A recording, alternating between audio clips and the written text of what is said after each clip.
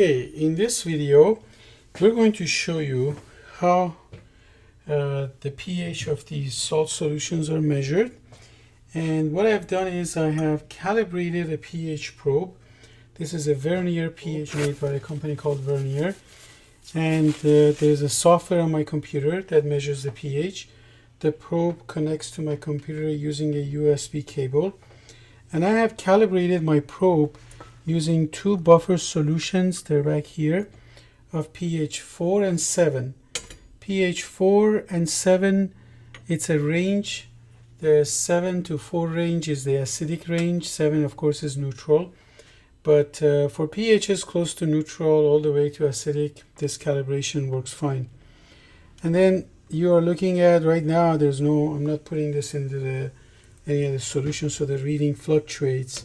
So you need to record this reading as I measure the pHs. So I'll be like putting the probe into each solution and waiting for the reading to stabilize, and you'll be recording the reading. And then I'll take it out of the solution, I'll rinse it in water, with water, dry the outside, put it in the next solution, and so forth. So I have organized solutions 1, 2, 5, and 9. Those solutions, according to my prediction, based on hydrolysis reactions involved, the prediction is that the solutions will be acidic or close to neutral, maybe.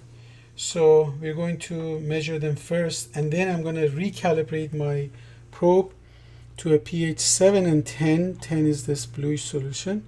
And then we'll be able to measure the pH of the other solutions because their pH will be more than 7. So let's go ahead and start with, the probe is ready, it's rinsed and things. So the first solution that I'm going to measure is sodium chloride. In fact, before I do that, I want to show you that the probe is fine, because we always do this check ourselves when we actually are in the lab doing the work. After the calibration, I measure the pH buffer, and it should read 7.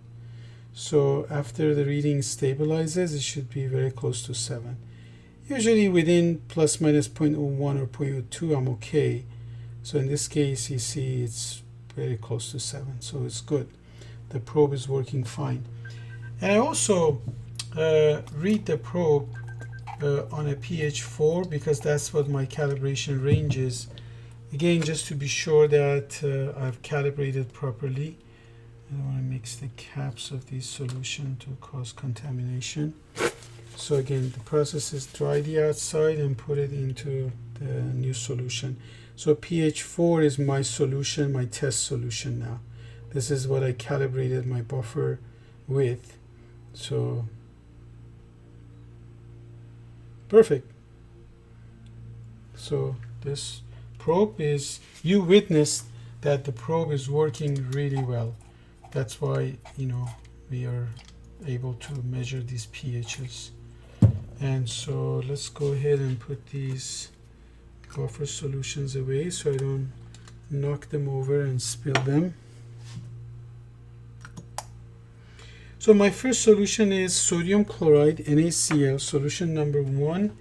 So please go ahead and record the pH for that. And so I'm going to open this, minimize air contact. Again, I'm keeping it away from carbon dioxide in the air. So let's see what we get.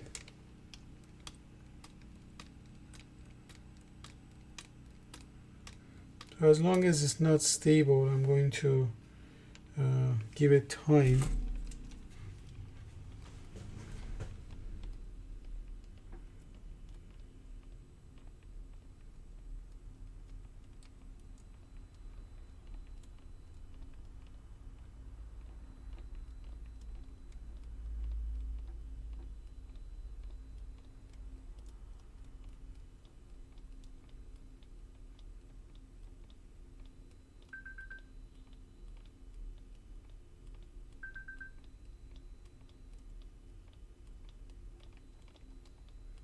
Okay, looks like it's almost there.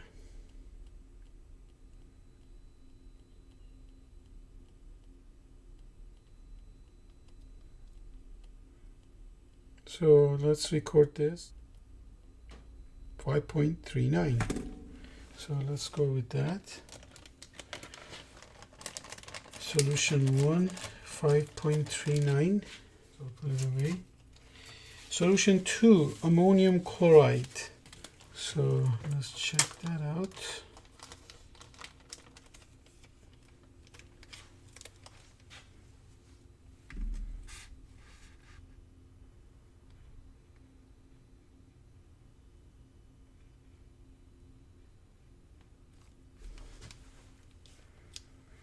Looks like it's pretty stable.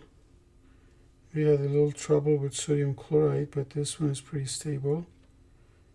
So let's record ammonium chloride would be 5.05. Let's go with that.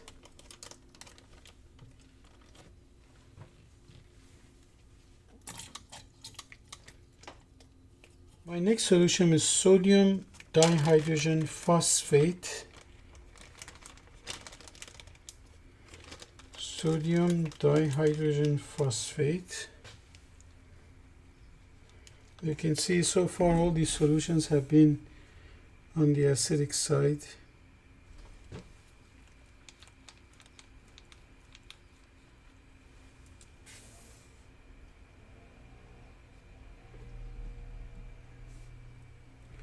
This is solution 5. So pH is 4.42. Make sure you record it in the right place. Now solution 9. This is potassium aluminum sulfate, the alum substance. The common name for it is alum.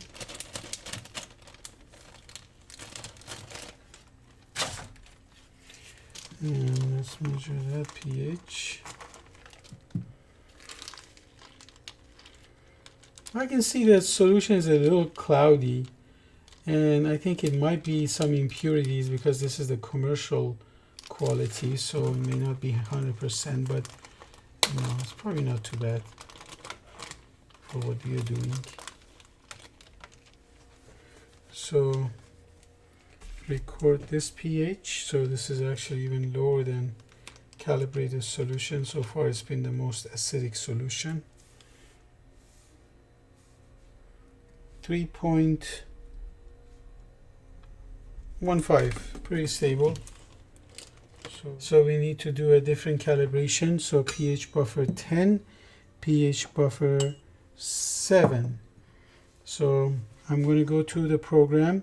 This is called the 2-point calibration. I'll do a calibration, and let's do a pH 7 first. 7 is typically the first pH we calibrate on. So you put the probe in buffer 7. The program needs to know the exact value. Maybe it's not quite 7, but this is actually exactly 7. You have to wait till the reading, this electronic millivolt reading, stabilizes. And you can't see it. I can see it here. It's just sort of a stabilizing now. So we can go ahead and say keep. And now I'm going to take it off and rinse the tip. Make sure we don't contaminate these buffers. Dry the outside and put it into pH buffer 10. So putting it in buffer 10, I still wait till my millivolt readings stabilize. This is the output, electronic output of the probe. So you have to give it a little time.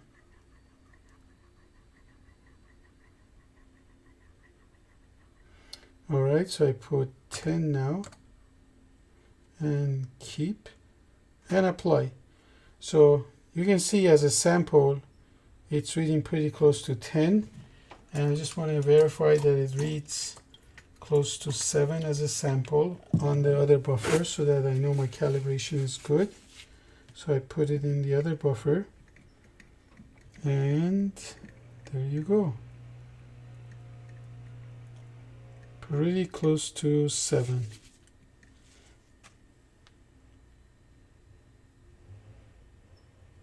I would call this acceptable. Usually buffer calibration 7 to 10 is these probes have a little harder time with it when the solution gets basic. So I call that acceptable for this. So let's move on to the other set. Alright, so my first solution is sodium carbonate. I expect that to be quite basic actually, from past experience and knowing what kind of salt I'm dealing with. So let's get that pH. This is solution number 3. Please record it in the right place. Solution 3, see how basic that is. So 11.25, very stable. So let's rinse. Moving to solution number 4 now, sodium phosphate. So let's measure sodium phosphate pH, solution 4. And this one is another one that's quite basic. These are conjugate bases of weak acids, but phosphate ion has lost all of its hydrogens, so it really wants it back. So it's quite basic. So it's 12.38. Let's move on. Again, stable reading.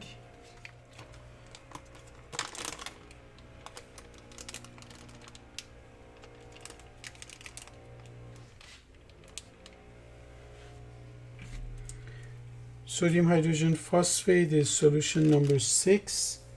pH is 9.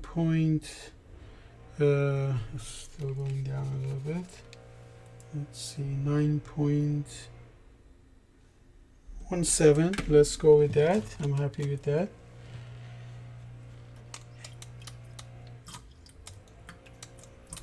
So next one is sodium hydrogen carbonate. Sodium hydrogen carbonate, and I need to dry this.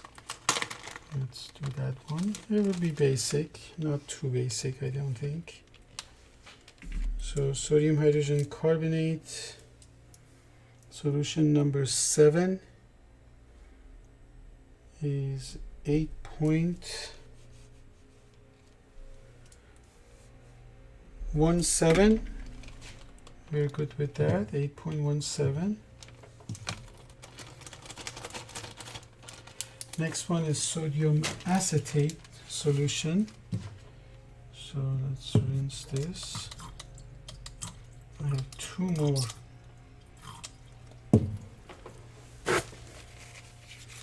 Alright, sodium acetate is not as basic as the other ones. This is solution number 8, 7 point.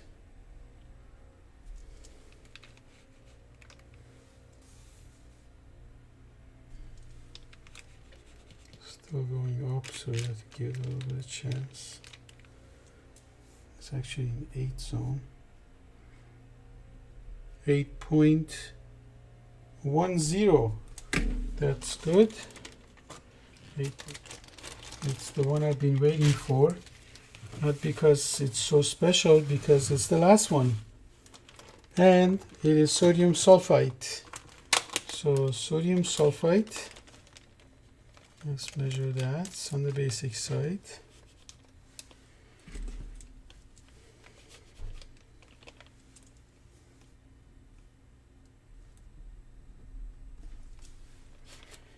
pH is 9.85. So let's record that. So we are done with our acidity measurements using my pH probe. The next step is to measure the densities of the solutions and report them to you. And then you're ready to do the molarities of these solutions, the concentrations, the initial concentration of each one of them. And then after that, we are ready to do our calculation. You're ready to start your calculation.